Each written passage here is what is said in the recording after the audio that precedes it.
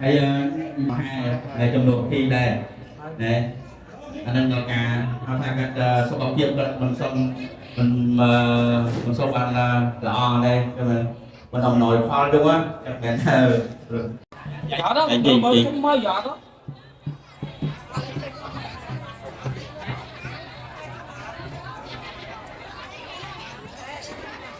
vậy ta mình chia ra khác mình trả tiền một thiên bánh nó rồi chùa cần trái chạy màu xâm chạy màu khăn cho mình nàyมันทมเหม็นชั่วโมงวันนี้ได้หน่วยเลยนะอย่างชั่วโมงบางเราเอาชั่วโมงบ้านให้โปรการสลับท่อการประกันยิงหมกข้างได้ rồi tại การไต่ตกข้างน้องนักโอนให้โอนนา ทำchạy màu nôm đơn thoại mỏ cái khao môn toàn khinh cũng chặt xí ra thoại mỏ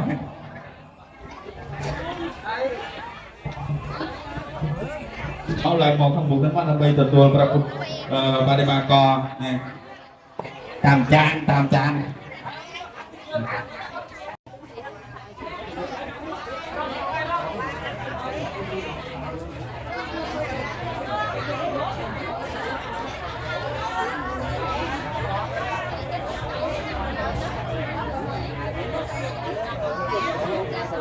ba sọc phần em dân ở ba xe ca phần em dân có ban thua đầm nào trên đầm tây kia cả buôn đằng hai thực hiện đập bị cô sọc phòng không chăm pro sa ơi chơi vô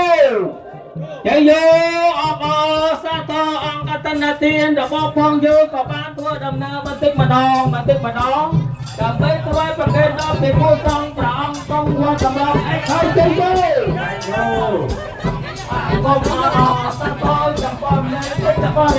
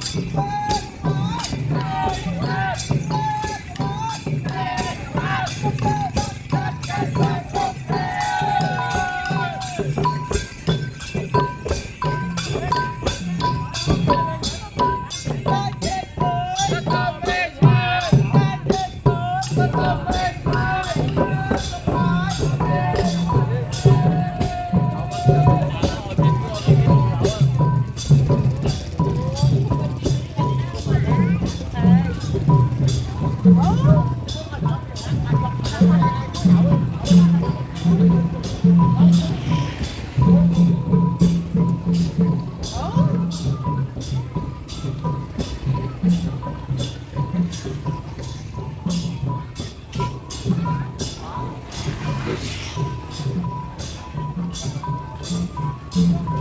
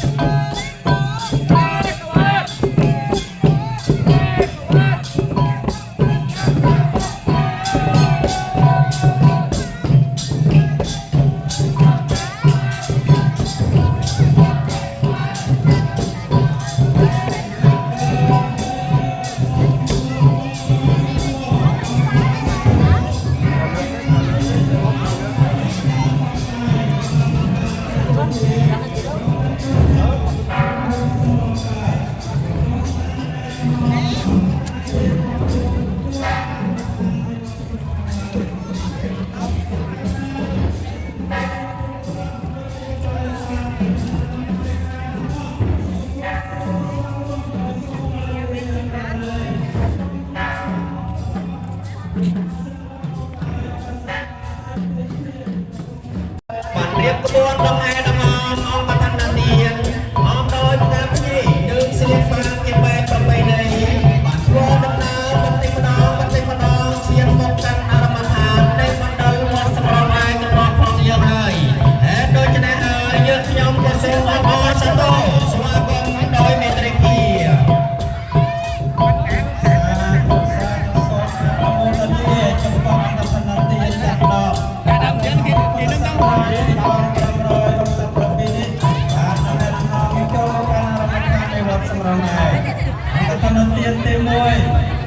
sắp lần ngọc tài ông bà sinh ca tây tây thiên ông phum sông rong ca tây sông môn ông bà sinh ca tây tây bông tha hào sát thia ông phum viên khang lệch bạch chập on nô prate Australia ông bà tân thiên tây prang bay chia yong tây ba địa ca tây tây sông môn ông ta con chào ông phum niệm cọ ông bà tân thiên tây prang môn ông bà sắp tây tông ông bà sinh ca sơn tây thong ông phum lọ ông bà tân tiên tiên nó từ thế ca tên tên qua rồi ta con chào nó cùng sông rong ca xóm rong sa ta po bôi chi đó ông bà tân tiên tên đó rồi ta bên qua này sa ta ông bàn phật đó qua ba rồi ta tên sinh đây sông sinh đây châm rong bây giờ như bàn phật ta nó phật ta po bôi phật ca ayu quân na sông ca phật la nâng con môi phật ca tiên kia mà đây bên na cầm bay lên điện tai họ sa hết đôi chân này hơi khơi ta bên này buôn đông hè đông hòm đông ông cắt thân là tiền đông đó con này cứ ông cắt thân đại ban cho một căn đo một đầu một sầm rong ai có bao giờ cứ đi môi ông ba sót lâm ngọc đại đến ông ba sẽ ca tập thể thiền trong tam tôn chào đến cắt thân tivi dia ca tập tây saram đâu Canada cắt thân tivi tập tây nâng cả thân đi trong bầy tia gió đắc ba nâng tia gì cả các thi nâng sẽ liệp phàm như bài trong bầy này rồi tăng thương bao đầy kha tăng lai đại ban bên con đông hè thua đông na vẫn tích mà đong chung căn âm mặt đල් rắm mặt thanในวอดสำรองแรงก็สมโกรมหนึ่งทะเลอำนองอกุลจุบองกับพันนาทีหนามือquay ngày áo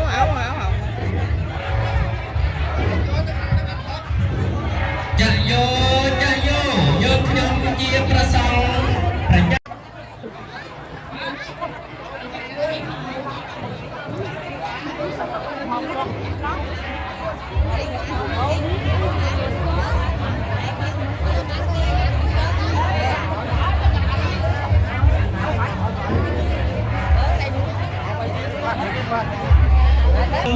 bà sinh ca tây tây bông tha hào sát thia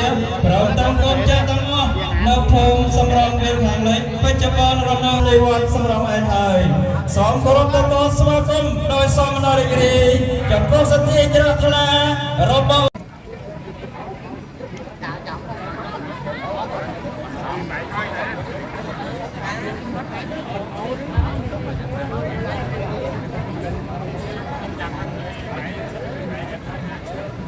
sao góc này góc đâu vậy góc bên Việt Nam cái gì hả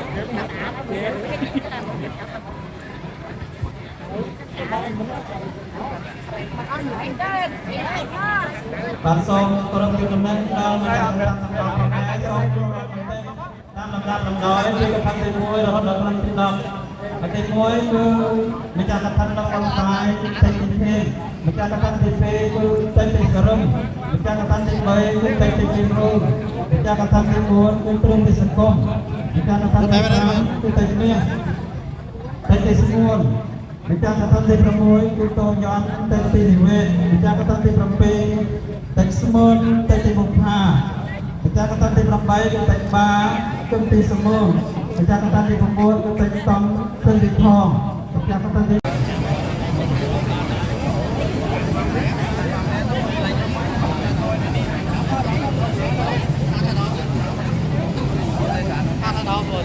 จ้า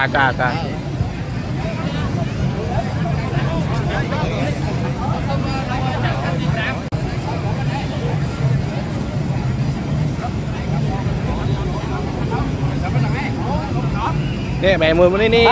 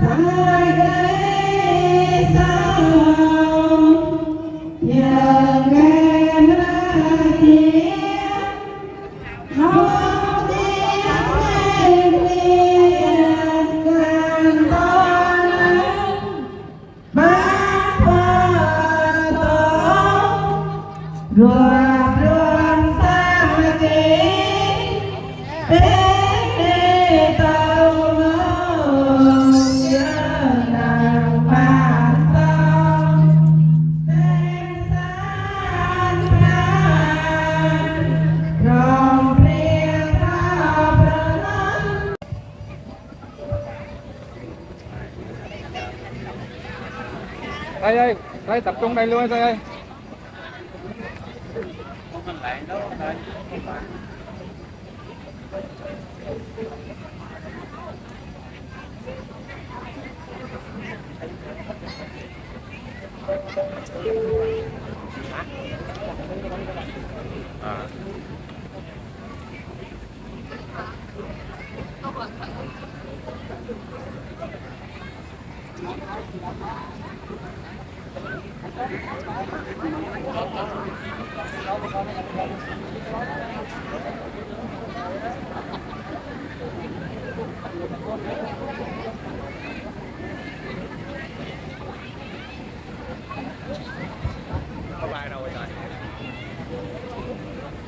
tiền máy bay đâu rồi? Hôm nay có đi máy bay hả? Có chứ. Đâu rồi?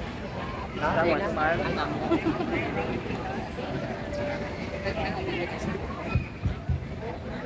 Ngập trên đây.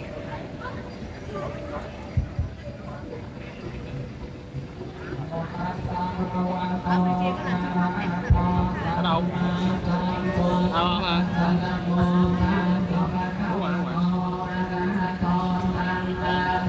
Đúng rồi.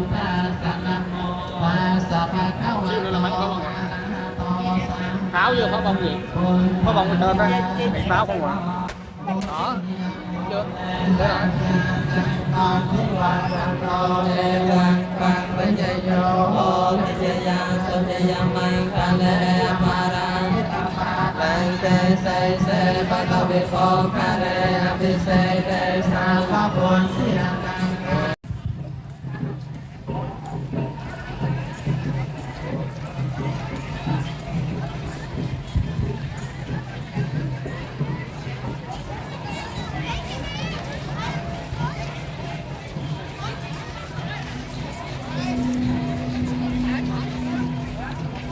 Dạ. កម្មវិធីដង្ហែប្រចាំស្រុកជុំវិញប្រវេហាក៏ដូចជាពិធីគោរពតងពុទ្ធសាសនាផងដែរគឺយើងប្រព្រឹត្តទៅអនុវត្តទៅតាមលំដាប់លំដោយពីតាំងពីប្រធានទី1រហូតដល់ប្រធានទី10ជាងដែលសូមគោរពជេរក្នុងការទាំងអស់ពីទីតាមពិធីដង្ហែអង្គធម្មទានបដិស័ក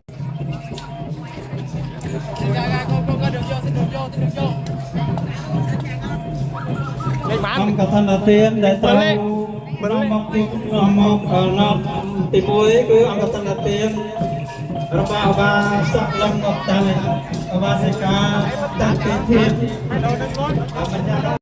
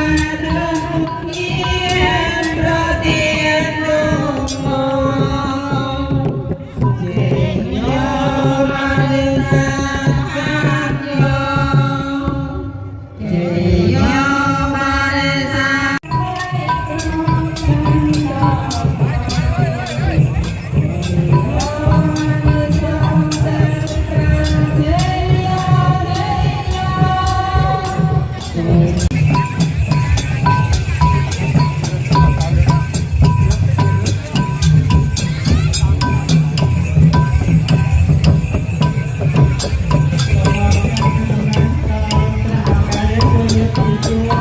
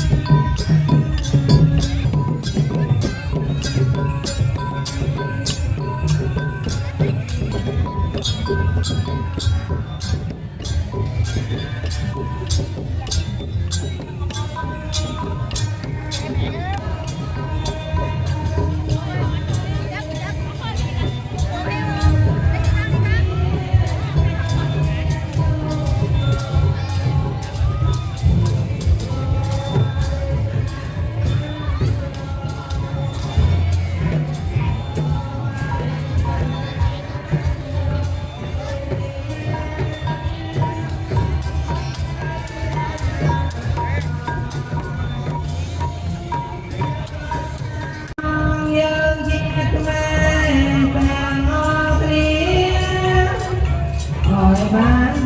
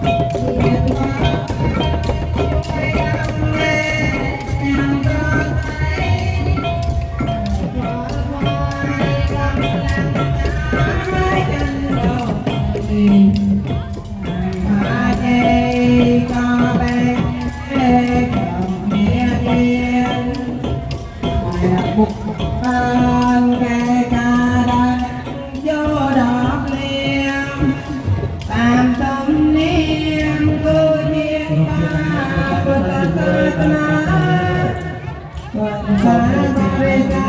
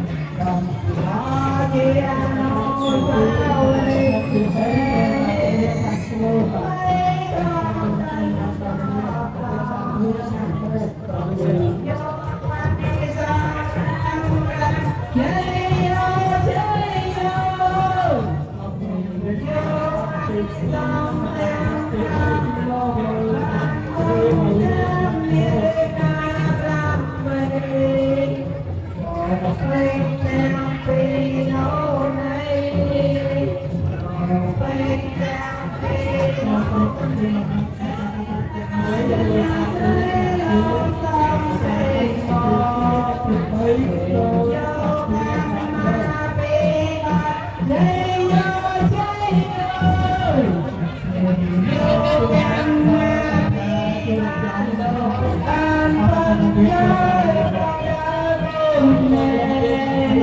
Ghiền Mì Gõ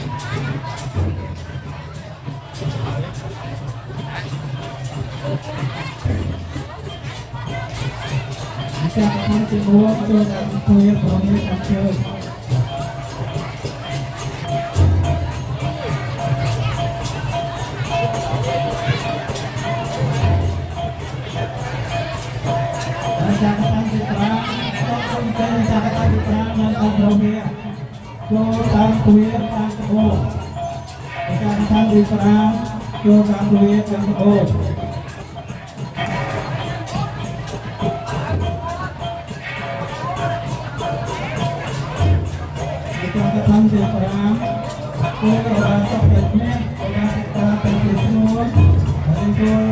lỡ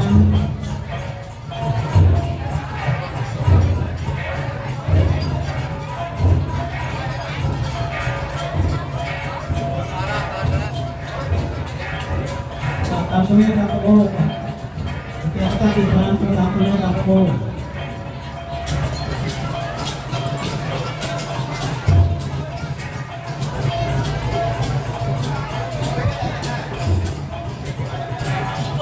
Kita akan kita Tampuya Tampo.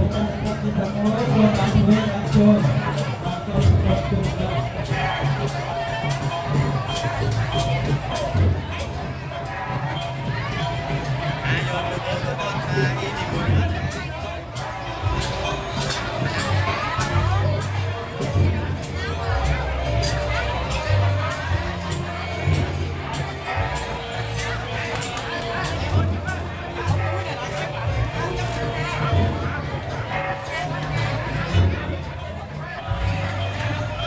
Cắt cho mày nã bản đó. Nãy. Là đâu?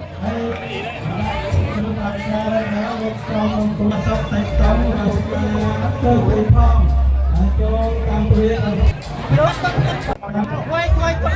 không mót lại nhé. Không mót lại nhé. Không mót lại nhé. Tạm theo áo chân lại.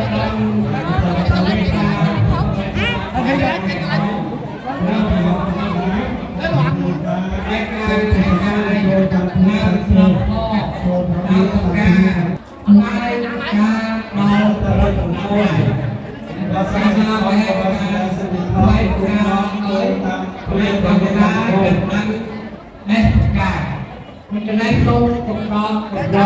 nàyแต่เราอยู่เรียนที่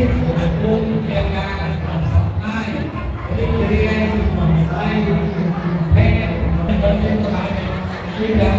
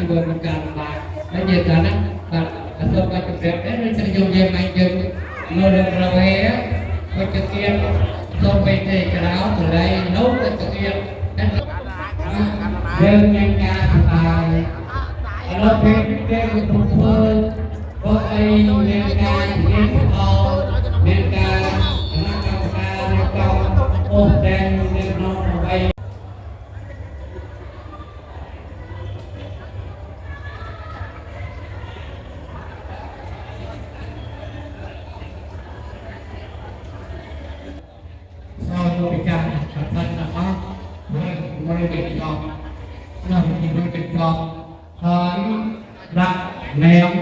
หนึ่งรักจำลองเป็นหรือรักจำลองบริจาคเราโลกาวิจีโลกเราไปเจอต่อไปยังกับเราโลกาวิจีโลกเราไปเจอกราบตัวสุปันมาสกาเป็นพวก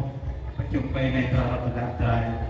แล้วก็มองโซนตัวเริ่มจากพวกพระวิญญาณทานวิญญาณทานในพวกพระเวรสมณะพวกพระเวรบรมกรบจำลองน้องพิเศษคือพระวิญญาณทานวิญญาณทานในแต่ตาพระพุทธี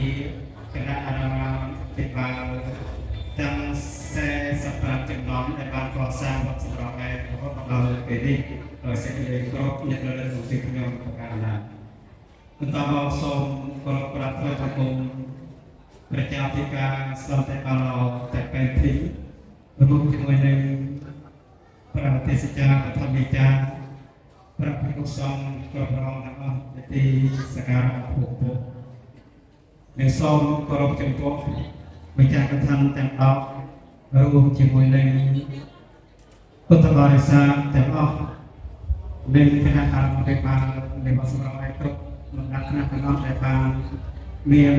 วัดเมียนคณะมรดกสถาเกียรติออกการเป็นคณะการมรดกเป็นกองเพลงการแข่งขัน ដើម្បីកុំឲ្យពេលវេលាយឺតយ៉ាវកម្មវិធីវេអបអរណទានថ្វាយប្រាក់អមនេសង្ឃនៅក្នុងឱកាសវិនិច្ឆ័យចាប់ដើមវត្តសម្រាប់ឯករសៀលថ្ងៃអាទិត្យដើម្បីទទួលការកែកឆ្នាំខុសបរិស័ទពុទ្ធសករាជ2567ដែលត្រូវនៅថ្ងៃទី26ខែវិច្ឆិកាពុទ្ធសករាជ2023រួមមានទី1គឺនមស្ការព្រះរតនត្រ័យទី2ស្វាធ្យាយធម្មបទផ្កា ទី3កាប់ស្លាប់ផងនឹងការទី4សុន្ទរកថាតំណាងបច្ចេកឋានទាំង10ទី5សុន្ទរកថាតំណាងគណៈអារាមអភិបាលវត្តសម្រាប់ឯកទី6ពិធីវេសុខដ្ឋាននិងគ្រឿងបរិក្ខារទី7ព្រះភិក្ខុសង្ឃមកកិច្ចការក្រទី8វេចតុបច្ច័យថ្វាយប្រគេតព្រះសង្ឃនិងទី9ដែលជាចំណុចបញ្ចប់គឺទិដ្ឋិផលដែលចប់កម្មវិធីពីតែនៅក្នុងចំណុចទី1ការរតនត្រ័យណាមោតាសៈភគវតោអរហតសម្មាសម្ពុទ្ធចានា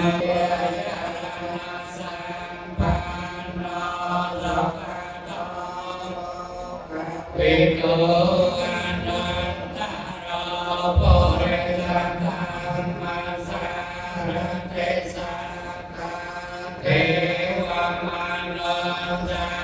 นังพุทโธภคะเวเมตตังอะระหะเทกุณัสสังโยตังพุทธังเสรสะวะนะโตภะคะวะตาHãy subscribe cho kênh Ghiền Mì Gõ để không bỏ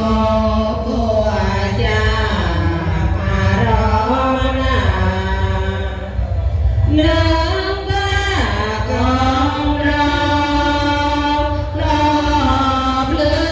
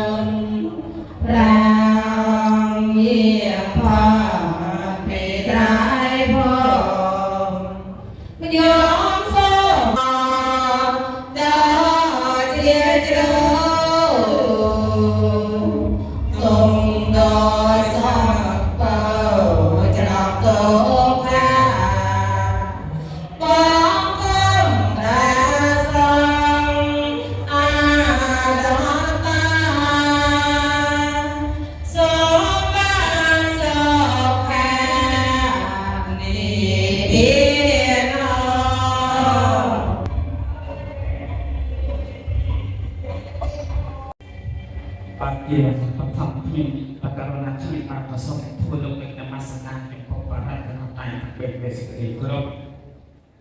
មានបន្តមកប្រសពប្រាំថ្វាយប្រាប្រទានសំពីមួយទីពីរប្រកាន់បឋមពីការពីពុទ្ធសមណែអង្គរួមសូមសេចក្តីគោរពសូមគ្រប់ប្រជាពុទ្ធបរិស័ទក្នុងនោះមានមេត្តាអង្គកថាអង្គដែលជាអ្នកមានចិត្តព្រះចាំផ្លាស់ចំពោះនៃព្រះពុទ្ធសាសនារបស់យើងហើយเราក្នុងប្រការនេះខ្ញុំបានប្រសងឡើងលោកមានវត្តមានលោកក្នុងប្រការគឺតំណាងឲ្យឧបាសកបញ្ញាយន្តឧបាសិកាបញ្ញាពេទ្យលោករបស់យើងវត្តសម្រាប់ឯកបផងយើងហើយលោកក្នុងប្រការនេះយើងខ្ញុំសូមលើកលែងគេជួយអោយពីការអង្គថាជួយពីអរនិសាបានទេថាថ្ងៃនេះ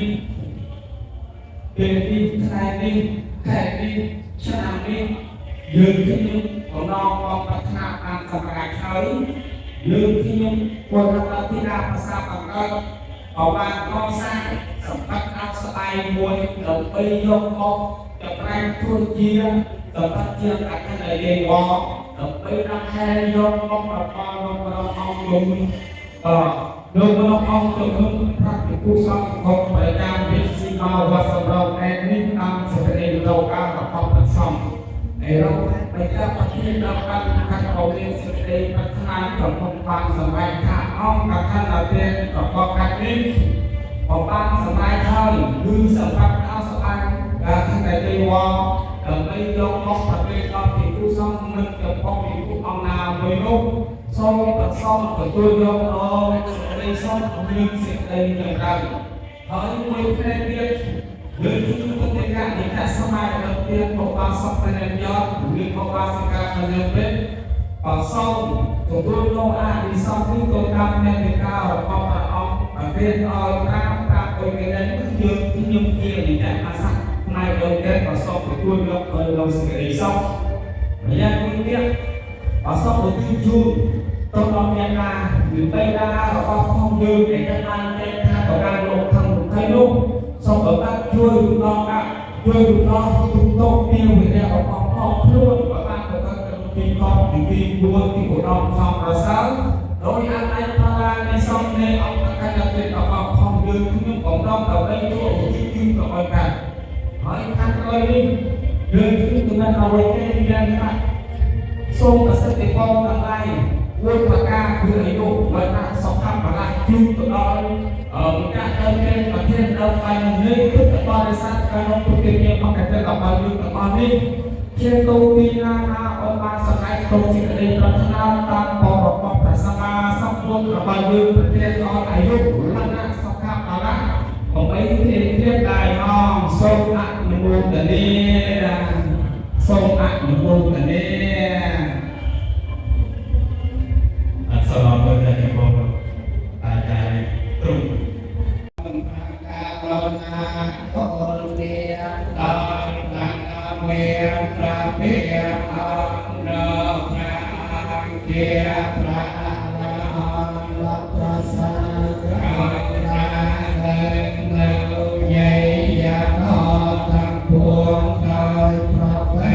យ៉ាងផលប្រាមានគ្រូអាចារ្យណាប្រដៅប្រាក់មកឡើយអពុទ្ធប្រគំនៃសោឡាចម្រើនឡើយអពុទ្ធប្រគំនៃសោឡាចម្រើនអើយយើងខ្ញុំទាំងឡាយយើងខ្ញុំទាំងឡាយសូមវេនៅសម្បត្តិសូមវេនៅសម្បត្តិជាកឋិនចេវជាកឋិនចេវចំពោះជំនុំសង្ឃចំពោះជំនុំសង្ឃអវេរៈពីដងផ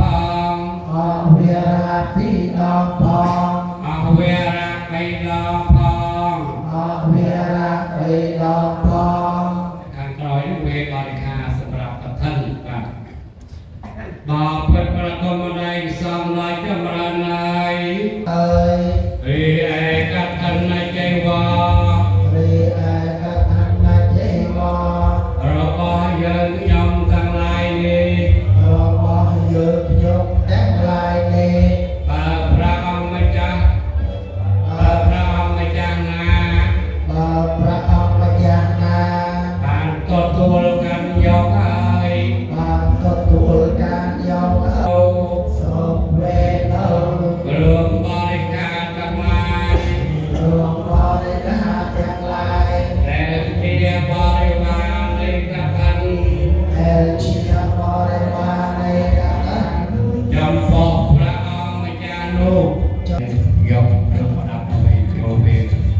ai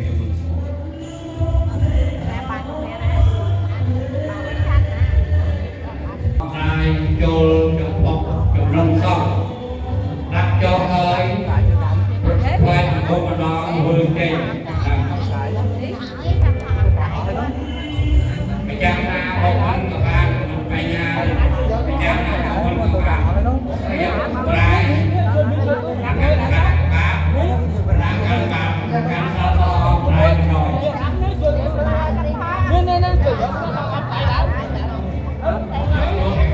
ចូលកន្លែងមុនសងទៅលេខគុណ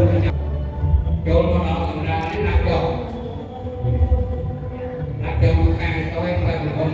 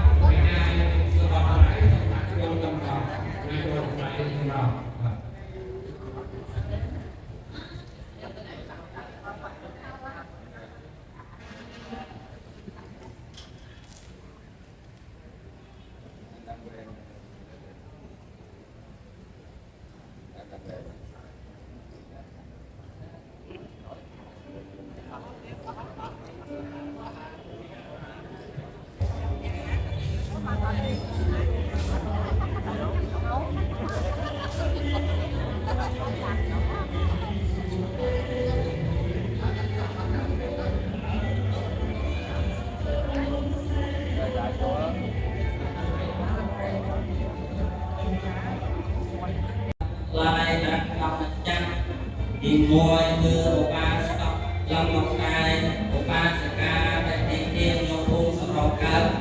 ទីពីរគឺឧបាសិកាដែលទីស្រងនៅប្រទេសកាណាដាទីបីគឺឧបាសិកាដែលទីគុំគឿននៅសហរដ្ឋអាមេរិកទី4គឺលោកយាយឧបាសិកាឬទីសង្គមនៅភូមិសម្រាប់កូនទី5គឺឧបាសកដែលមានឧបាសិកាដែលទីស្មន់នៅភូមិបាសែ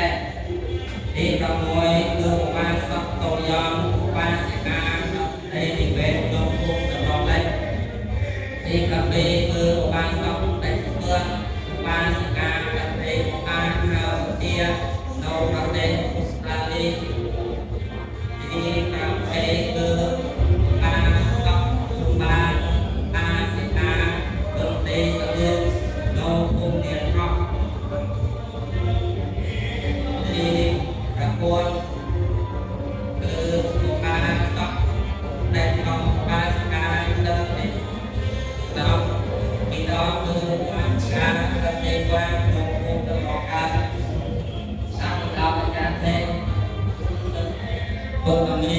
จังออกตอนภาษากษัตริย์เรียนนึกกุศลเจตนาเฮ้ยเชลล์พลากระดองกับท่านนักพาราเกยอายังสอบอดแรงนอบานเน็ตนี่เฮ้ยบ่าวประสองกระพร้อมยันเพิ่นทาสอบครัวโดยเชียร์ประกาศนะเมียจ๋าได้ยังประกาศนาบางใครนมนี้ก็สอบใบแดงโนสัญญาถาสาธุอดพร้อมพร้อมกระพร้อมโตห้อง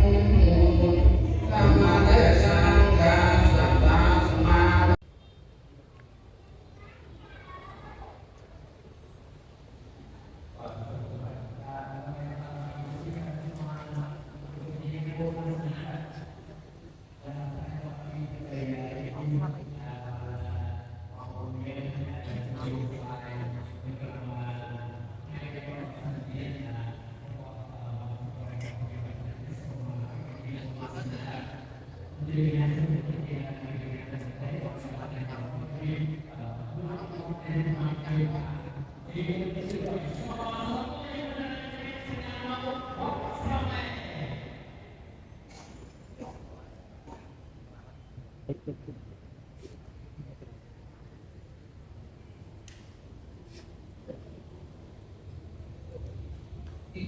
tentu tekan peromi yang keiman tekan peromi berarti yang keiman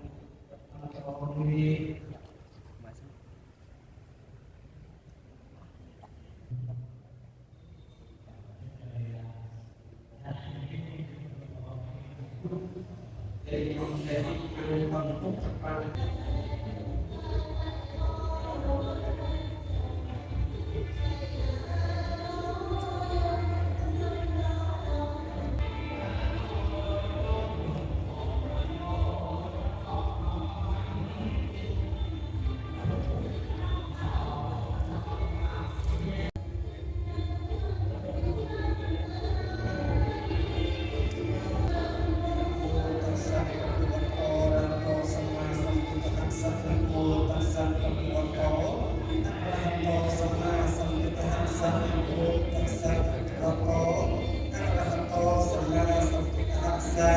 Iman santin pencerahan ini yang iman santin pencerahan kita telah iman santin pencerahan ini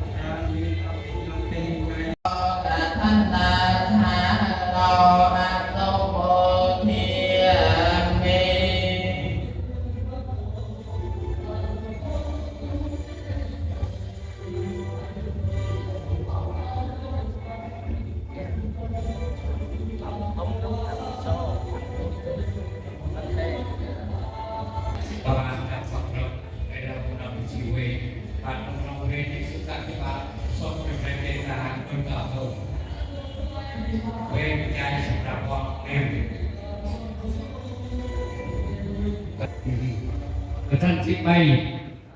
ตัดจีที่เพิ่ม$1,200สหรัฐ1 ดอกเหรียญดอกท่านที่บวนเริ่มที่สกุล40 เหรียญดอกแต่สถานที่แปลง tạch nè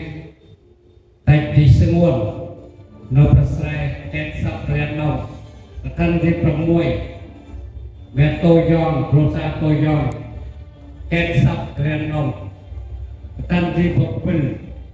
anh sương nguồn ốc thang mùi roi lên đâu thân thì trong bay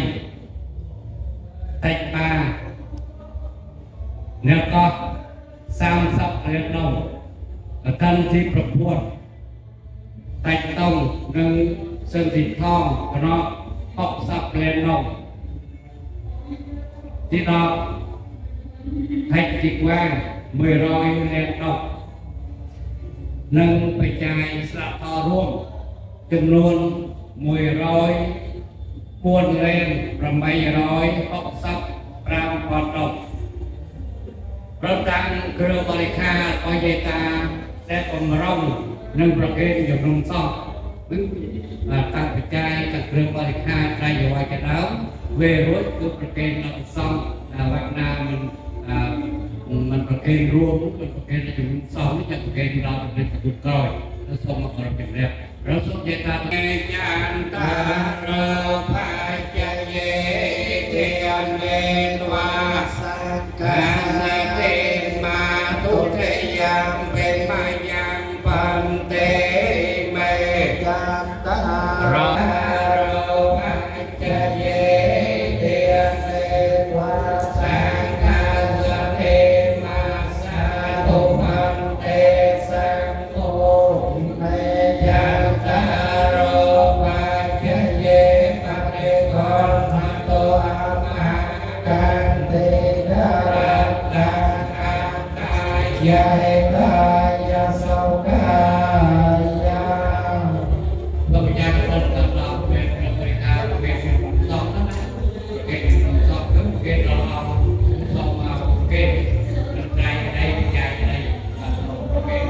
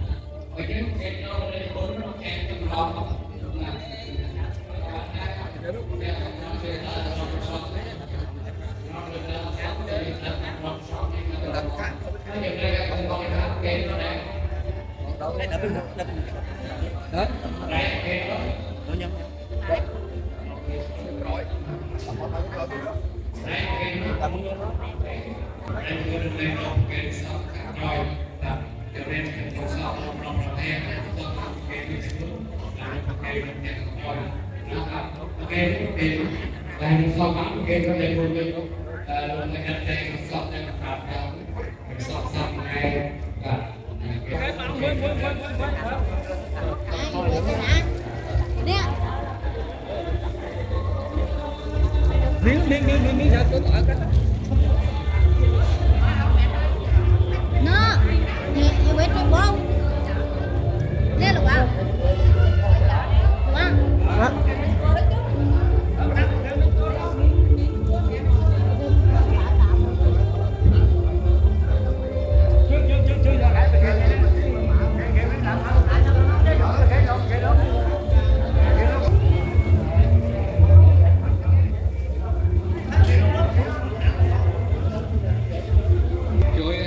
Kiên người đó rồi chặt hơn cho mình đi chơi.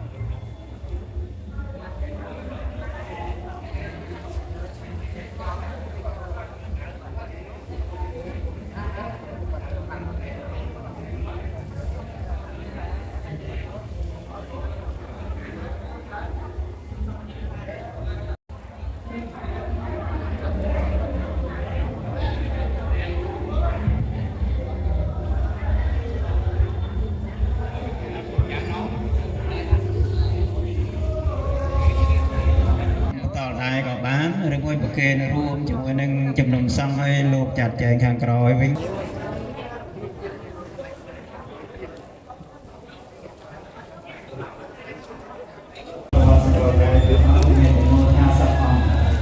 យ៉ាងពីពុកយ៉ាងសាវនេ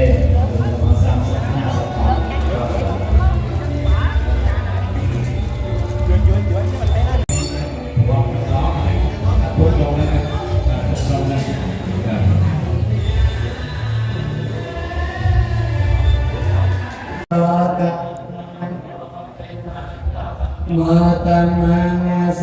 วนาจะเพียรเลียนามบันเลตานัยจะเสวนาเมรูปเตสเวียสาจะปะเพจะกตปัญญตาอาตสัมมังมันจะละมะตัมมังเพียวสายจันจะเสปัญจวินิจจะสุเสกิตาสุเวียสตังกะเอตัมมังจะละมะตัมมังกตาปะทานาปะตะเทระสสังฆะ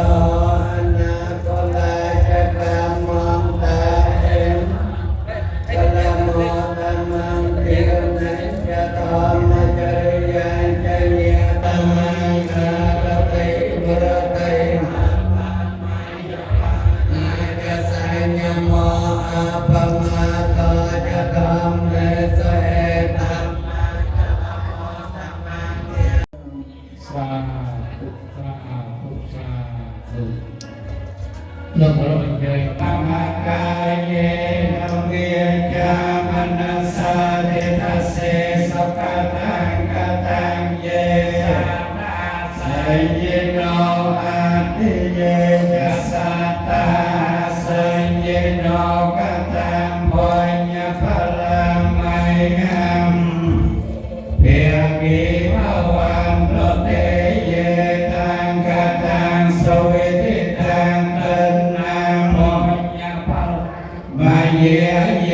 จะตาทันนาเจียนอนติเทเวียปันตวาในเวยงสาเพโลกามเยสาตาคิวันตาระเหตุกรรมโนยังโพจนังสาเพระปะโดมาเยตัสสะเอโหโตสัพพังสมังคลังราคันโตสัพพะเทวตาสัพพะพุทธิยานุภิยเวนัสสัพพะธัมมิยานุภิยเวนัสสัมเมอัตตเมรังจักรังกับพิธีกระทำในจะนำจอกไปสักสุดสัปดาห์ปีพรพรำรอบสุดปืนระบอบวัดสุดรอบเอกการกลางโดยเป็นการกระทำการดอกต่อไปนี้สำหรับการจับแต่สุดในเราเทียนลง